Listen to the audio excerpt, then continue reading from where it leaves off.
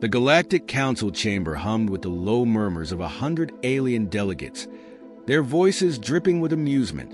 At the center of the grand hall stood Ambassador Elias Carter, the sole representative of Earth.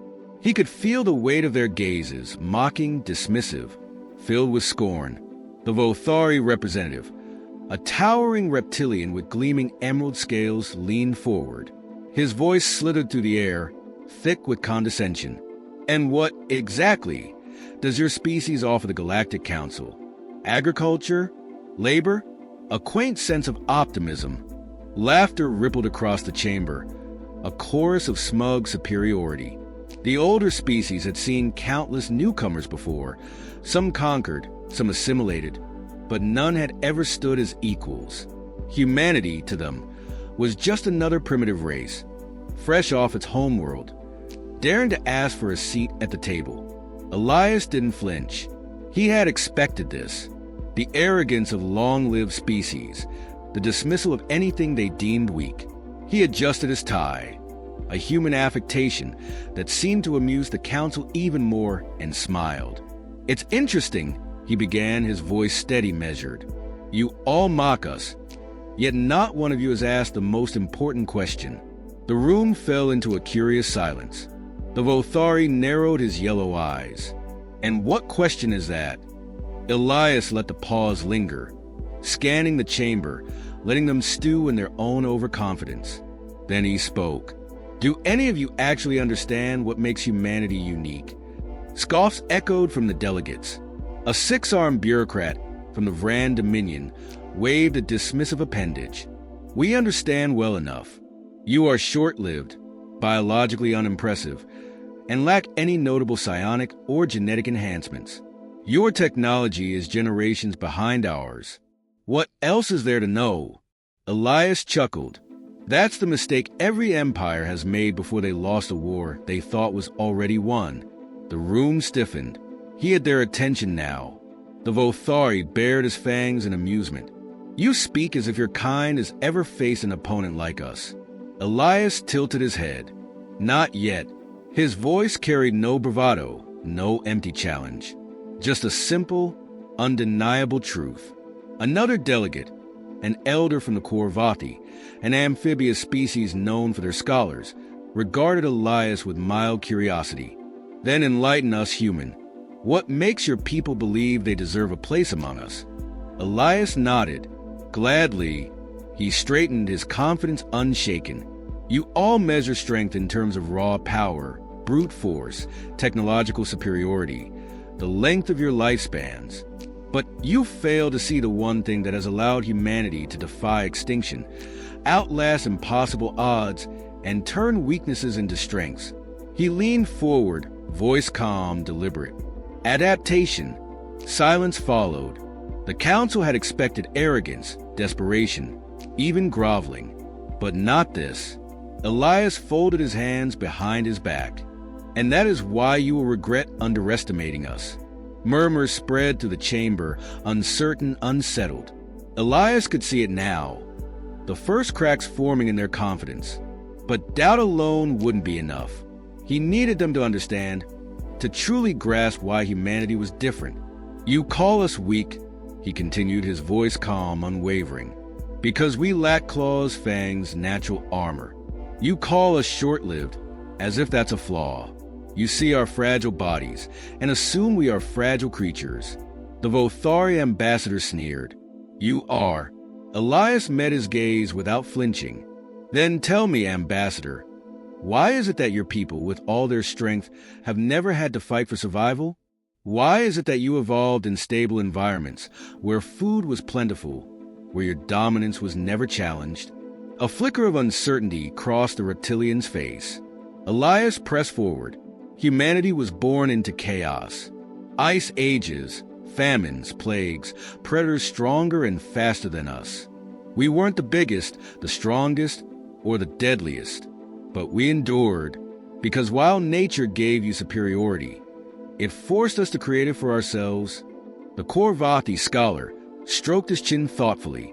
"Survival through innovation." Elias nodded. "Exactly. We turned sharpened sticks into spears, stone into fortresses, fire into weapons. We mastered agriculture, medicine, technology, not because we were gifted with advantage, but because we had no other choice. He let the words settle before delivering the truth they all needed to hear. Weakness breeds ingenuity. Struggle forges resilience. Desperation forces evolution. A hush fell over the chamber. They had spent millennia at the peak of their civilizations, comfortable, powerful, uncontested. None of them had faced extinction, not like humanity had again and again, century after century. Elias gestured toward the Council's central AI terminal. If you doubt me, then let's test it. Run a military simulation, one where an advanced alien force invades Earth. A few delegates chuckled, as if indulging a foolish request. The simulation activated, a holographic battlefield forming in the center of the chamber. Alien warships descended upon a digital Earth, overwhelming it with superior firepower. The initial results were predictable. Humanity suffered catastrophic losses, cities burned, defenses crumbled. But then, something changed. The humans stopped engaging in direct combat. They adapted. Supply chains collapsed. Guerrilla tactics disrupted enemy movements. Civilians refused to surrender, sabotaging enemy infrastructure. Human soldiers, outmatched in every way, refused to break. The invaders found themselves in a war that never ended, a war they couldn't win because their enemies simply wouldn't stop fighting. By the end, the advanced alien force was bled dry. Victory had become a stalemate. The laughter was gone now. Delegates shifted uncomfortably.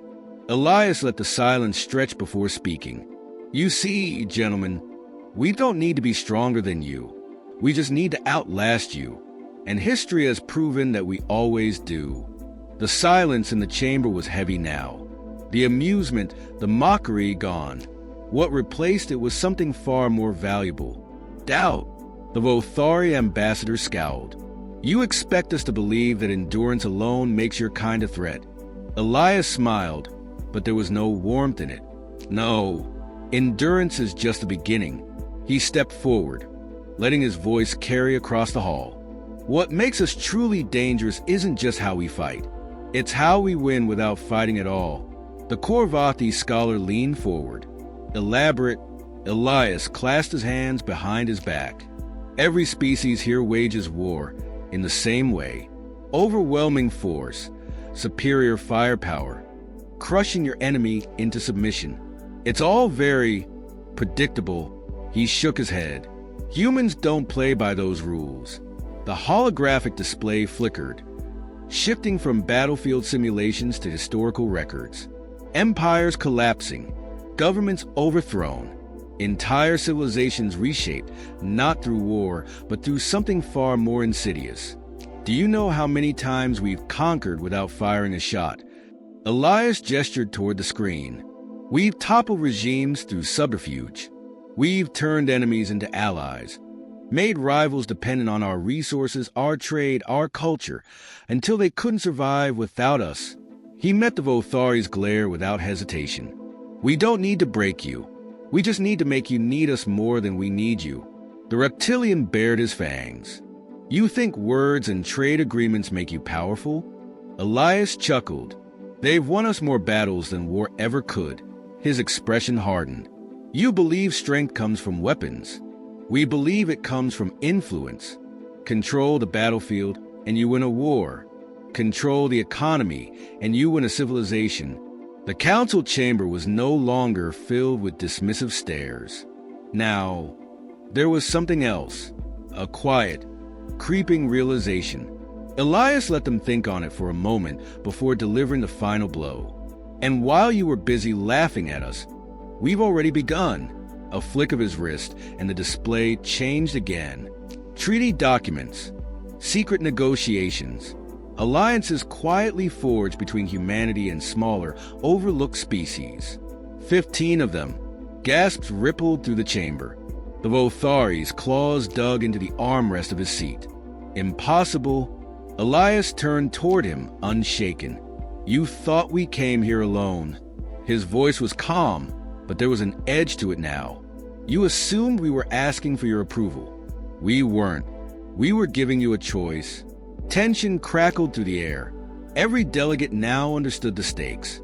Rejecting humanity wasn't just rejecting one species. It was inviting conflict with a rising force that had already embedded itself within the very fabric of the Galactic Order. Elias folded his arms. "So tell me, Council, are you still so certain we don't belong here?" The weight of Elias's words settled over the chamber like a storm cloud. The Council, once so smug in their superiority, now sat in uneasy silence. Some delegates shifted uncomfortably in their seats. Others exchanged wary glances, and a few, those who truly understood what was unfolding, remained completely still, their expressions unreadable.